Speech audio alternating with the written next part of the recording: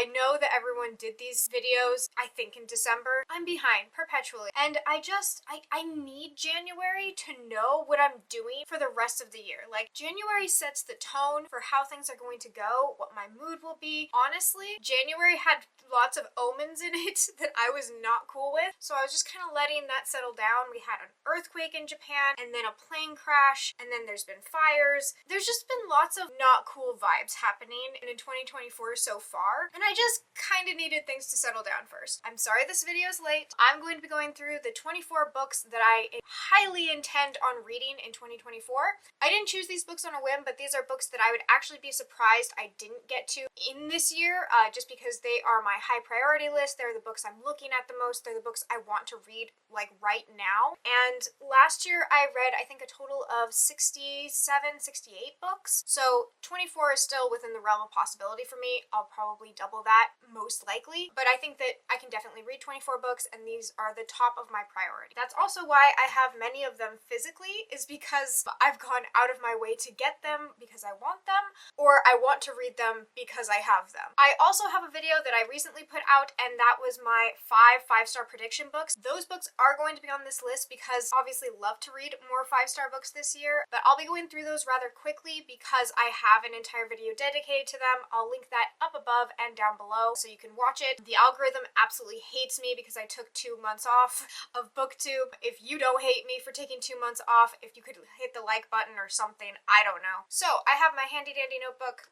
Let's go ahead and get started. To get the 5-star predictions out of the way, the first of my 5-star predictions is The Adventures of Amina al-Sarafi. This is by Shannon Chakraborty, and it is a seafaring book where the captain is retired. She lives in a remote village with her daughter, and a crew member comes to her saying that her child is missing. They put the crew back together and go exploring the seas in order to find her. It sounds really awesome. I talk more about it in that 5-star prediction video. Moving on to a physical copy I have, that is Andy Weir's Project Hail Mary. This is a sci-fi book. Andy Weir is one of my favorite sci-fi authors. He did The Martian as well as Artemis. Project Hail Mary, this is my partner's copy. He said it was his favorite book that he read last year, and he also read The Martian last year, so I'm having very high expectations for this book. All I know is that the main character of this book wakes up with no memory of who or where he is, but that he has a crucial mission in space that he's supposed to complete by a certain time, and he does not know how to complete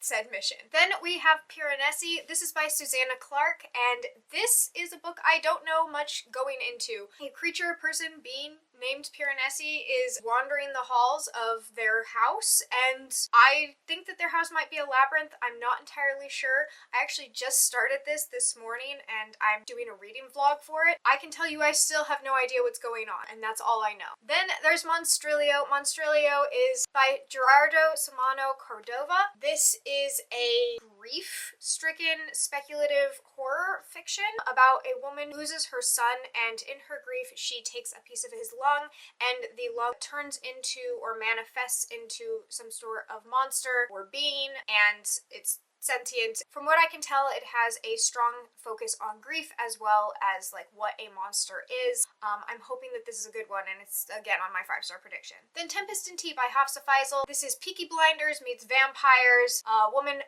owns a tea shop by day and a vampire den by night. I don't know what they're getting up to, but I'm really excited to read it. Hafsa Faisal is one of my favorite authors. I've literally only read 2 of her books, and she's solidified that spot for me because of how much I love We Hunt the Flame and We Free the Stars. Then, moving past my 5-star predictions, I don't know if Nona the 9th is going to be 5 stars for me. I want it to be, more than anything, but I could not put it on my prediction list because this is the 3rd in the Locked Tomb series. Gideon the 9th and Harrow the 9th being probably one of my favorite books I've ever read. Like, I'm just waiting for it to all fall down around me and for me to not love one of these books, because I'm absolutely obsessed with Harrow and Gideon, and I just don't know Nona. I don't know where this is going. I'm excited to find out. I feel like I've explained so many times, but in case you're new, a necromancer space opera, murder mystery following Gideon, our main character, who is like the sexiest lesbian himbo you'll ever come across. Her and Harrow are on a quest. They go to a different planet in order to gain prestige for Harrow, and a murder mystery occurs and just, it's wild. I'm never gonna explain it correctly. Harrow is the second book in the series and just gaslights you. It's just amazing. So we'll see about Nona. I would be absolutely astonished if I didn't read it this year. Next up is Rouge by Mona Awad. Rouge, I think, is going to be a speculative fiction about the beauty industry. From what I understand, this woman's mother either dies or becomes very ill, and the daughter has to either go take care of her or go to the funeral. I don't know if the mom dies. And while she's there, a woman approaches her and gets her somehow drawn in and involved in the beauty industry. This is the same author as Bunny, which is also speculative. It's crazy. I guess I would put it in horror, but I also just don't know what it was.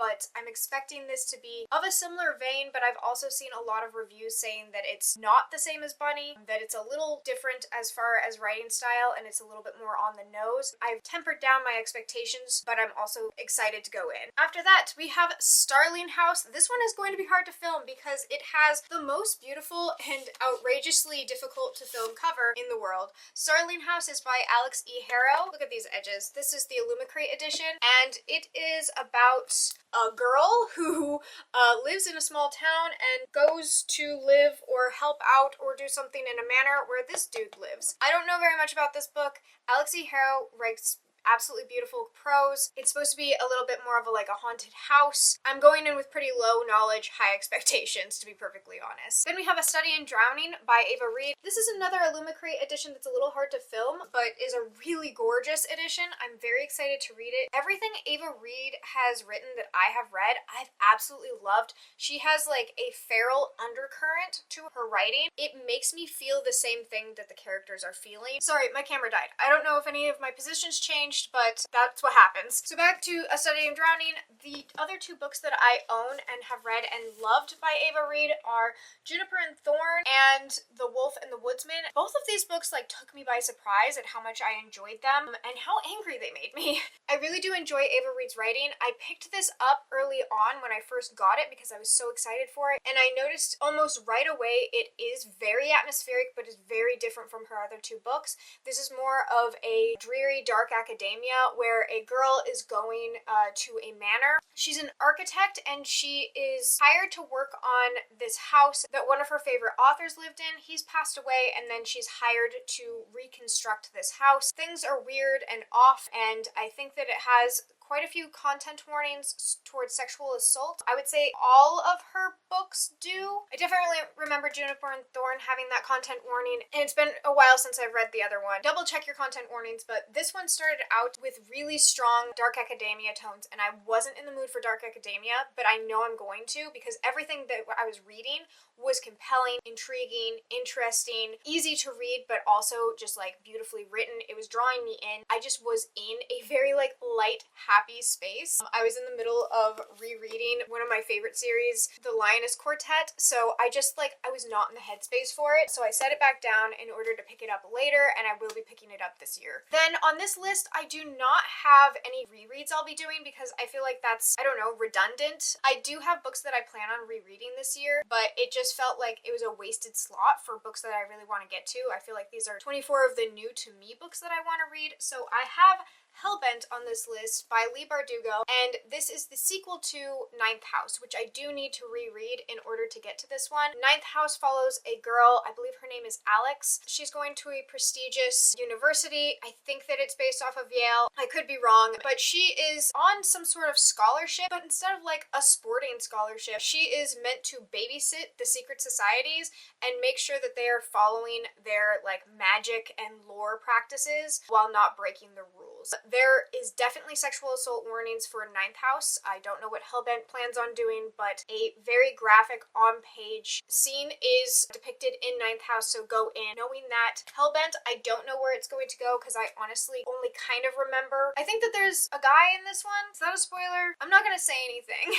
I'm just gonna leave it at that. Ninth House is highly praised. I did enjoy it. I read it at a weird time. I'm going to reread it, and then I'm going to read Hellbent this year. Next, I have Dragon Ball Volume 1. This is by Akira Toriyama, and this is the Japanese edition. I'm doing this to study Japanese. I absolutely love Dragon Ball and Dragon Ball Z.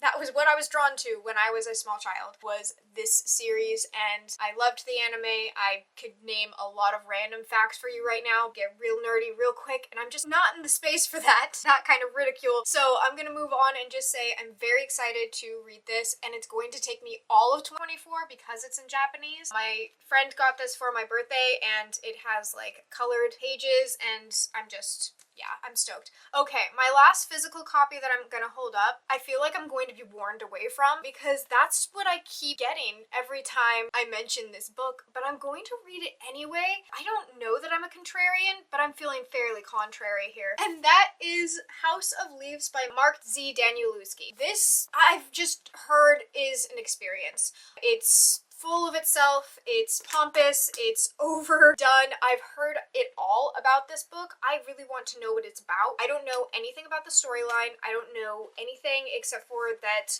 the layout of this book is part of it. You're supposed to follow instructions. It gets real crazy. We'll see me reading with my wave dyslexia this page. I don't know how this is gonna go. I'm going to try it though. I really want to read this book. I think it's something like 700 pages. I don't even know what I'm looking at right now. 2024.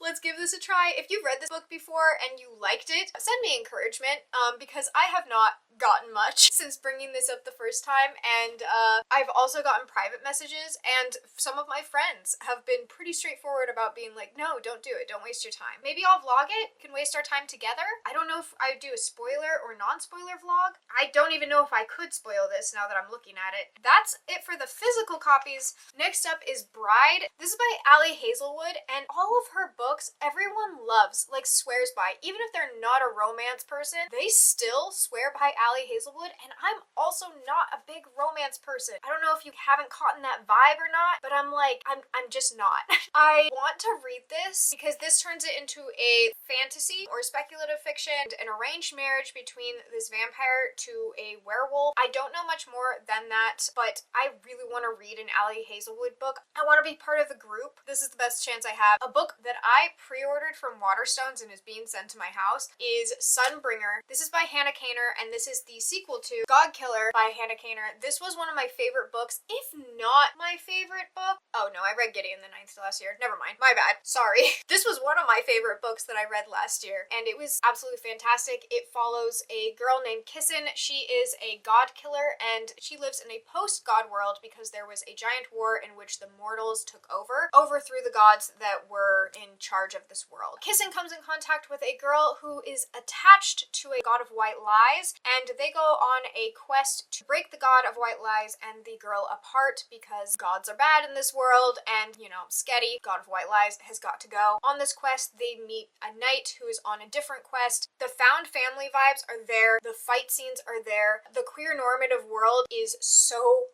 fantastic. It's what I've been looking for, and having this enter the fray, I was so relieved to see a book like this. Everyone was left in a state of affairs at the end of book 1, so I'm thinking book 2 is going to be amazing, and it's definitely on my list. Another sequel I have on my list is Emily Wilde's Map to the Other Lands, Other Worlds, Other Lands, and this is by Heather Fawcett. This is the sequel to Emily Wilde's Encyclopedia of Fairies. I read it, I loved it, I adored it. It is a cozy fairy fae fantasy. I love how they did fae differently in this. They're less romanticized and a little bit scary, creepy, but still otherworldly. Emily Wilde herself is so knowledgeable. I feel like she is a smart person, a smart character. I can trust her expertise, but then there's also a socially awkward aspect to her where Wendell comes in and they just make a fantastic pair. I just really enjoyed book 1. I'm looking forward to book 2.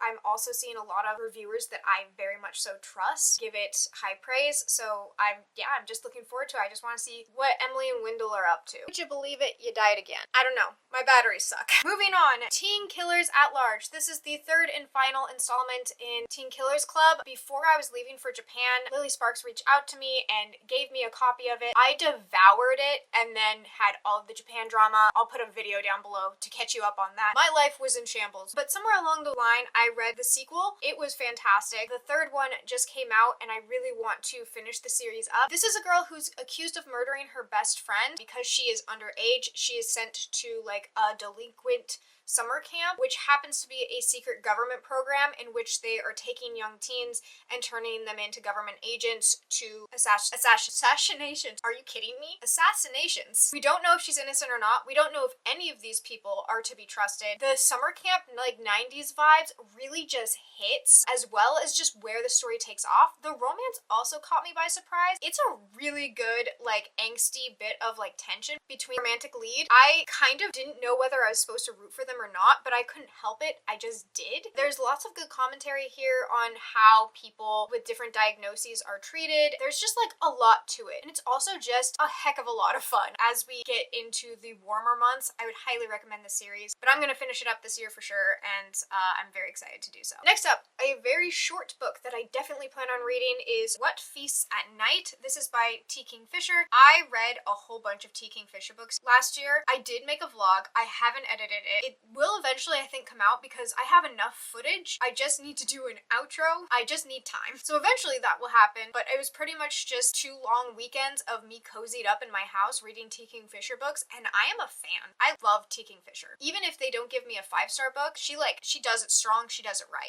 I just love her books. She can do cozy, she can do horror, she can do suspense, she can do anything she wants to. This is the sequel to, oh, where are you? I own this. Where? Damn, my friends. I lent it out. This is the sequel to What Moves the Dead, which is a Fall of the House of Usher retelling. I think that it stays really true to the basic storyline. Definitely pays an ode to Poe while making it its own thing. I loved the main character. I loved the creepy fungi things that were going on. Zombie bunnies. What Feasts at Night is the sequel to that. I really want to see what the MC is up to because I didn't know we were going to get a sequel to this book, but I'm very excited for it. I read Mr. Magic by Kirsten White, and I really enjoyed this. I know and get why not everyone's loving this book, but I really loved it. A recommendation I don't normally make, but would make for this one, is to read the author's note in the back, because I really do think that it helps give context to what this story is trying to say, and I really liked how it was said. It's not my favorite book of all time or anything like that, but it just felt solid and really good. I was like highly obsessed with it while I was reading it, and then when I finished it, I just felt accomplished, and I want to give Hyde a try because a lot of people are very much so love or hate Hyde, and because I've seen so much hate for Mr. Magic, I think I might actually like Hyde more than other people. So I'm gonna go ahead and give that a try. From what I understand, Hyde is about a reality TV competition where all of the characters are hiding in this rundown old amusement park, and the seekers are trying to find them, but unfortunately, they're actually killing them. Lo and behold, that this is not a reality TV show, it's murder, I think, possibly, maybe. They're picking people that are in highly vulnerable situations who need the money from the reality TV show, so we'll see how I like that. It's on the list. Next up is another book I do have physically, and I am again lending out to my friends. It's a real tight-knit community in the middle of nowhere, so there's a lot of book shuffling, and I do have possibly the most books amongst my friends, so they kind of get libraried out. But Dragonfall by L.R. Lamb. This is a queer dragon book with dragon riders in a world that I believe, sorry, this is just off the top of my head, a world that once had dragons, but they were betrayed, and now they're coming back. That's it. That's what I know. After that, I really want to read My Best Friend's Exorcism by Grady Hendrix. Actually, when I say I really want to read, I just think I'm going to read it. I think if I'm being truly honest with myself, I'm kind of over Grady Hendrix. I'm not feeling the same thing I know other people are feeling when they pick up a Grady Hendrix books, but I want to give it more of a try. I want more of an effort. I want to really like solidify whether or not he can get a 4-star from me, because so far it's like the premise is perfect. The writing is on point. There's something just off with me and Grady Hendrix, and I don't know what it is, but it's this one and Southern Guide to Slaying Vampires are like people's favorite Grady Hendrix, the ones that like make it big and everyone is like across the board, no matter who you are, you might like this one. So I'm gonna give this a try. I might give up on Grady Hendrix if this one doesn't do it for me. I don't know. I just feel whelmed. My Best Friend's Exorcism, it takes place in the 80s. and I think there's like satanic panic vibes. These teen girls get together, do, you know, a fun little cute seance, and then end up with a friend who is actually possessed and they have to exorcise her. I think that's what's happening. I have been recommended this book several times by people I trust. I'm gonna go ahead and trust them and give it another try. Then we are reaching the end of this video. The Honjin Murders by Seishi Yokomizu are like classic murder mysteries. Quite a few of my friends here in Japan have recommended this to me. I'd love to give it a try. I have the synopsis here because I really don't know anything about it, but I also don't want to butcher it. In the winter of 1937, the village of Okamura is abuzz with excitement over the forthcoming wedding of a son of a grand family. But amid the gossip over the approaching festivities, there is also a worrying rumor. It seems a sinister masked man has been asking questions around the village. Then, on the night of the wedding, the household is awoken by a terrible scream, followed by the sound of eerie music. Death has come to Okamura, leaving no trace but a bloody samurai sword thrust into the pristine snow outside the house. Soon, amateur detective Kosuke, oh, I have a student named Kosuke, that's cute, I'm gonna think of him the entire time, is on the scene to investigate what will become a legendary murder case. But can this scuffy sleuth solve a seemingly impossible crime? This sounds really good, really fun. I've been wanting to read more Japanese translated works, and I think it would give me a really fun topic to talk about with a lot of my friends here. Yeah, I think this will be fun. I'm really excited for this. I want to read a classic murder mystery from Japan. Like, it sounds cool. The last three on my list are indie authors, and I really want to read more indie authors. That is going to be one of my goals this year, so spoiler alert, if I do a goals video, that's one of my goals. I want to read more indie authors. I want to better support indie authors. I have found out so much about the indie author scene and like what goes into publishing your own book. I've just gained so much respect and understanding moving forward that I want to incorporate that more into my reading. One of the books that I just keep seeing everywhere, and everything about this is like screaming my name. I'm so drawn to it. It's a chunky one, but I'm ready for it. That is What the Moon Hatched by Sarah A. Parker. Cover alone is an absolute yes for me. Dragons, absolutely. The synopsis also has me. I'm just gonna read a little bit of the synopsis because it is a longer one and I don't want to give too much away. I want to keep it the vibes and the pizzazz of what's happening here. So we have the creator did not expect their beloved dragons to sail skyward upon their end, to curl into balls just beyond gravity's grip, littering the sky with tombstones. And then it says, When the Moon Hatched is a fast-paced fantasy romance for fans of witty banter and strong sassy protagonists. Beneath the cover is an immersive, vibrant world with mysterious creatures, a unique magic system, and a love that blazes through. There's assassins, there's dragons, there's political intrigue, fantasy romance. I want this. After that, another indie author that is Kayla Kempers, and I want to read her poem collection, The Stories That Told Me. It says in the description, for the kids that always had their nose stuck in a book and their head in the clouds. The Stories That Told Me is a collection of poetry and prose made up of 3 acts that follows the progression of growing up, from whimsical innocence to dark and difficult teenage years to the coming of age and adulthood. The Story That Told Me is a love letter to the dreamers that grew up, told through the lens of fairy tales and escapism. I'm a millennial. I'm a 90s kid. This is mine. This is for me. The last one is also a poetry collection. This is by DM Cabral. This is In the Interest of Letting Go, which is part poetry, part memoir, part scrapbook. Interest of Letting Go is a collection of poetry, photographs, and journal entries about love, heartache, and letting go. An ode to the flights of butterflies and the scars left behind. Diana is an absolutely beautiful person inside and out. Her vlogs are really something that gets me through a bad day, and I think that it is her honesty in how she deals with her mental health, how she has down days, and how she really celebrates her up moments. She's just a bright human being, and when I read what her poetry collection was about, I knew it was going to be something for me because that is what I go to her for, is when I'm having a case of the weeps, as I call it. That would sum up my 24 for 24, but